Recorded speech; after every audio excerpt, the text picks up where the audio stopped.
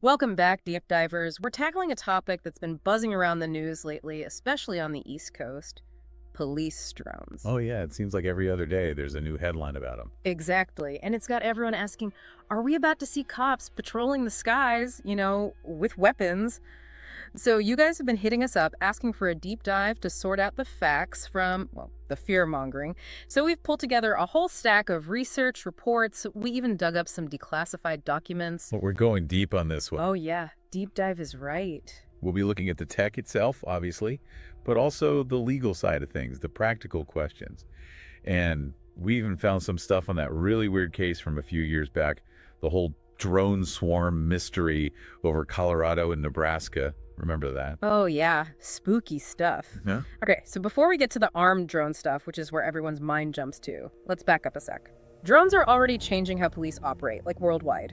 Did you know they're being used for everything from border patrol in Europe to breaking up illegal parties in Greece? It's wild how quickly this tech went from a novelty to a must-have tool for law enforcement. Right. Think about it. You're an officer on the ground. Suddenly you've got this eye in the sky, mobile, watching everything. It's like a superpower, almost. You can crack a suspect, get a live view of a hostage situation. Yeah. I read about how they're using them to monitor crowds at huge events, concerts, and stuff. Oh, yeah, for sure. I mean, from a security standpoint, it's a game changer. Totally.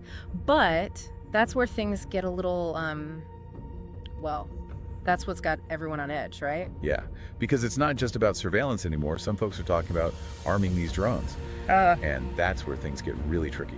I think a lot of people, when they hear police drones, they automatically think of the military drones you see on the news, the ones being used overseas. And they're like, wait, are we going to have that in our cities? That's a natural reaction. But it's super important to understand the rules for police using force, they're very different from the military. Like in law enforcement, lethal force, justified only in very specific situations. To save a life or prevent a dangerous suspect from escaping, stuff like that. So even if you could stick a weapon on a drone, that doesn't mean it's automatically okay, ethically or legally, to use it. Exactly. But, and here's the thing, the technology to do it already exists. Oh yeah. We found info on multiple companies right now developing and even selling drones designed for crowd control. And potentially even more than that. Some of this stuff is honestly kind of wild. Like what? Give me an example. There's this one called the Skunk. It can fire pepper spray balls from the air. And there are even drones being tested with tasers. Wait, pepper spray drones? That sounds like something out of a sci-fi movie. But actually, are we going to see cops using these things on a regular basis? What are the chances? That's the million-dollar question, right? The folks who are for armed drones, they argue it could actually make policing safer for officers and the public.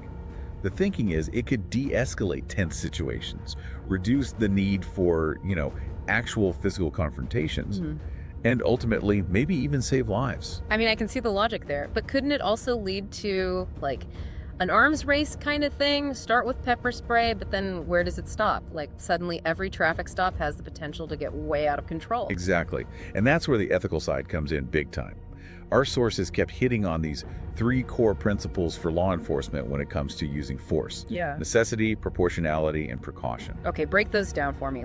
First, you have to decide if force is even needed in the first place, right? Necessary. Right. And then whatever force you do use has to be, balanced with the threat, right? Proportionate. Yep. And then precaution. You have to be careful. Minimize harm to everyone. Exactly. Simple in theory, but in practice. Especially with a remote-controlled drone, and especially one with a weapon. Not simple at all. This is where I start to really trip out thinking about it. Let's say I'm a cop controlling a drone with a camera, but I'm miles away, right? How on earth can I judge a situation accurately enough to know what level of force is even justified? Heck, I've misjudged situations standing right next to someone, let alone through a screen. You're hitting on a key point. Can a camera, even a super high-tech one, ever give you the same understanding of a situation as being physically present? And then there's the whole issue of mistakes. A drone misjudges a threat, uses force. Innocent people get hurt. Exactly. And that leads to another whole level of this debate. Let's say you do trust the police to use this tech responsibly. Who's watching them? What's to stop someone from using these things for surveillance that crosses the line, ethically or legally? It's like that whole thing, who watches the watchman? If we're going to give law enforcement these powerful tools, don't we need some kind of system to hold them accountable? You absolutely do. Yeah. And that's where it gets really tricky. Because, okay, transparency is important, right? But there are also totally valid reasons why some police operations have to be kept quiet. Yeah, like if they're trying to catch a dangerous fugitive, they don't want to tip the guy off, right? Right. So it's a balancing act, public safety versus individual rights and all that. This is making my head spin. But there is this real-world case that kind of speaks to this.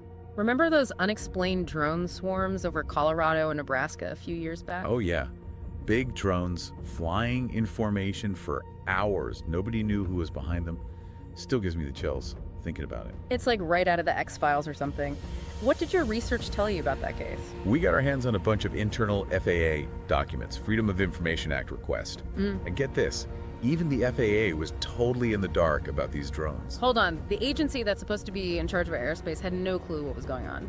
That's not exactly reassuring. Nope. And the documents show they even asked the military, like, hey, is this you guys? And the military's like, nope, not us. And these weren't some little hobby drones either.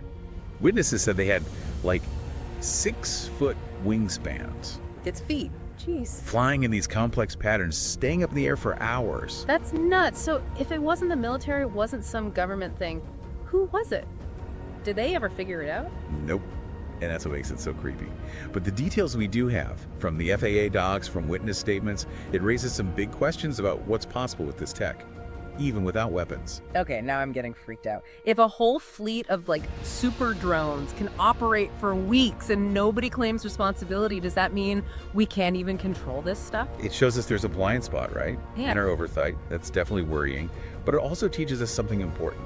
As drones get even more sophisticated, more accessible, we really got to think hard about what safeguards we put in place. I am so down the rabbit hole on this. Way deeper than I thought we'd go. We've covered a lot, but there's obviously a ton more to talk about. Oh yeah, we've only just scratched the surface. Next time, we'll get into the nitty-gritty of what these police drones can do, look at the potential legal stuff, and explore what those Colorado drone swarms might tell us about the future of this whole thing. This is just the beginning. Okay, so we've laid out some of the basics, like how drones are already a big part of law enforcement, and that the whole idea of arming them, it's not just sci-fi anymore, it's technologically possible and ethically super complex. But before we go too far down that road, I want to circle back to those Colorado drone swarms for a minute. Good call. It's easy to get lost in hypotheticals, but that case, it really grounds this whole conversation in reality. Gives it some context. Totally. We were just talking about drones being misused for surveillance, right? And then, bam, you've got this mystery fleet operating out there. Nobody even knows who's in charge. And the FAA documents, they have some pretty specific details about what these drones could do. Like, a lot of witnesses described seeing formations, right? Drones moving in grid patterns. That takes a level of coordination you don't get with your average off-the-shelf drone. So not some kid messing around with a toy in their backyard, right? This was serious tech. Oh yeah, definitely. And the fact that they could stay up for hours at a time, that points to a pretty advanced level of technology, especially back then. Remember, this was 2019, 2020. Which makes you wonder what they're flying now, right? If that was cutting edge a few years ago. Good point. It's kind of scary to think about. But the Colorado case, it wasn't just the tech that was freaky, it was the total lack of transparency. You mean nobody ever stepped up and said, hey, those are our drones? Exactly. And that's what ties it back to this whole armed police drone thing. Even if we do come up with rules, regulations, what happens if somebody ignores them? Or what if we don't even know who's operating the drones in the first place? Gets back to that whole who watches the watchman question, right? We're giving law enforcement these crazy powerful tools. How do we make sure they don't abuse that power? That's the million-dollar question. And it gets complicated fast because, yeah, transparency is important, obviously, but there are also legitimate reasons why some police operations have to be kept under wraps, Sure, like I get it. If you're trying to catch a dangerous criminal, you don't want to broadcast your every move, right? Exactly. So it's a balancing act. How much secrecy is too much? When does the public's right to know outweigh the need for, operational security? Tough questions. Major head scratcher. Yeah. It feels like we're kind of making up the rules as we go along here, which is not exactly a comforting thought. It is a new frontier, that's for sure. Lots of unknowns. Speaking of unknowns, let's get back to the tech itself. What can you tell us about the types of drones being developed specifically for law enforcement? Like, what are these things actually capable of? Well, we already talked about those less lethal options, the pepper spray, and taser drones. But the tech is moving fast. Some companies are working on drones with crazy advanced sensors and cameras.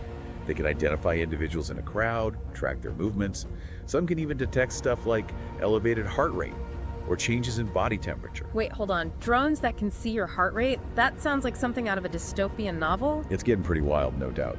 And that's just the surveillance side. When you start talking about armed drones, the tech gets even more complicated. So let's say a police department decides, okay, we're going to go down this road, we're arming our drones. What kind of weapons are we even talking about? For now, it seems like the focus is on less lethal stuff, like those pepper spray balls or rubber bullets.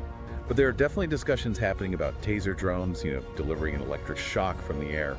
And there's even some research going on into drones that could deploy tear gas or other chemical agents. Ugh, okay, this is getting a little hard to stomach, I gotta say. It's like we're turning our cities into some kind of real-life video game or something. I hear you. And that's exactly why we need to have these conversations. Yeah. As a society, we have to decide what level of tech intervention we're comfortable with when it comes to law enforcement. Right, because once that Pandora's box is open, it's tough to close it again. No doubt. So let's switch gears for a minute and talk about the legal side of this whole thing. Because even if the tech exists, and even if the public is okay with it, there are still a lot of legal hurdles to clear before we see armed police drones patrolling our skies. Okay, let's get into the nitty-gritty legal stuff then. What are the biggest challenges facing the use of armed drones by police? Well, one of the biggest ones is the Fourth Amendment to the Constitution, which, as you probably know, protects us against unreasonable searches and seizures. Using drones for surveillance, especially with all the fancy sensors and facial recognition tech, it raises some serious concerns about privacy violations. So even if the cops are using drones for, what we'd consider a good reason, right? Like searching for a missing person or monitoring a big event, there are still limits on what they can do. Absolutely. And those limits get even more blurry when you start talking about armed drones. Like, we have very specific laws about when and how police officers can use deadly force. So if a cop is controlling a drone from miles away, how do those laws even apply? Can they legally decide to, fire a weapon based on what they're seeing through a camera? That's a question that legal experts are still arguing about. Some say the same standards for using deadly force should apply, whether you're right there in person or controlling a drone from a distance. But how could you ever be sure, looking through a camera lens, that using deadly force is really the only option? Exactly. It's a huge challenge. And it brings up a whole bunch of other legal questions too, like who's ultimately responsible if a drone malfunctions or makes a mistake? Is it the officer, Hi. the police department, the company that made the drone? Sounds like a total legal minefield. And I bet the laws are going to be different in every state, every city, right? Yep, you got it. Yeah. Right now, there's no federal law that deals specifically with armed police drones. So it's mostly up to individual states and cities to figure out their own rules. So we could end up with a situation where the rules are totally different depending on where you live, right? That just seems like a recipe for more confusion. It's definitely a concern. And it highlights why we need a national conversation about this, We need clear guidelines that make sense for everybody. Rules that balance public safety with individual rights. This whole thing is starting to feel like a really slippery slope. But before we spiral too far out, I want to bring it back to us, the average person. What does all of this mean for everyday people? Okay, so we've talked about the tech, the ethical stuff, the legal side of things, and even that whole real-life mystery with the drone swarms, which still has me kind of creeped out, honestly. But I keep coming back to this question: what does all of this actually mean for, regular people, the average person on the street? That's the question, right? At the end of the day, it's about how this tech affects our lives, our communities. Do we feel safer? Or does it feel like Big Brother is watching us from the sky? Right. Is it comforting knowing there could be armed drones flying around our neighborhoods? Or does it feel more like we're living in some kind of surveillance state? I don't know. It's kind of a mixed bag for me. I think it's going to be different for everybody, honestly. Some folks, maybe they do feel safer, especially if they live in a high crime area. But others, they might feel like their privacy is being invaded, even if the drones are only being used for, good reasons. It reminds me of that whole debate about security cameras, Some people love them, feel protected. Others hate them, feel like they're constantly being watched. It's the same idea, really. There's no easy answer. It depends on your values, your priorities, how you view the world, I guess. I think for a lot of people, this is all still so new, you know? It's hard to wrap your head around what it means to have these things flying around. It is a big shift, for sure. We're basically writing the rules as we go, which can be kind of unnerving. So, what can we even do about it? Like, if we're concerned about this stuff, we want to make sure things don't go too far. How do we make our voices heard? This isn't just some theoretical debate, right? It affects all of us. Absolutely. It's crucial for people to speak up, get involved in the conversation, go to those town hall meetings, call your elected officials, write letters, whatever it takes. Make some noise on social media. Let them know how you feel. Because if we just sit back and do nothing, decisions are going to get made for us. Right. And we might not like the outcome. Exactly. The technology is developing way faster than the laws, you know. So we've got this window of opportunity to shape how things go, but it's closing fast. This whole deep dive has been seriously eye-opening, I gotta say. I came into this thinking, oh, drones, cool gadgets, but it's so much bigger than that. It really is.